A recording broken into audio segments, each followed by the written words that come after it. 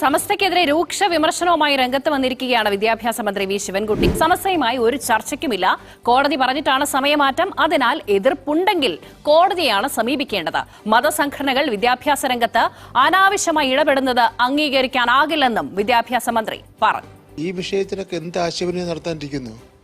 ഇതൊരു ഗവൺമെന്റ് തീരുമാനിക്കേണ്ട കാര്യമാണ്. വിദ്യാഭ്യാസ രംഗത്ത് അനാവശ്യമായിട്ട് മതസംഘടന ഇടപെടാൻ വേണ്ടി പാടില്ല. ഒരു കാരണവശാലും അതിനെ അംഗീകരിക്കാനും പറ്റില്ല. പിന്നെ അതിന് മറുപടികളൊക്കെ മാന്യമായി പറയണം. ആര് പറയുകയാണെങ്കിലും മനസ്സിലായില്ലേ? ആര് സമരം ചെയ്തിട്ടും കാര്യമില്ല, എന്തും അംഗീകരിക്കില്ല എന്നൊക്കെ പലർക്കും പറയാലോ.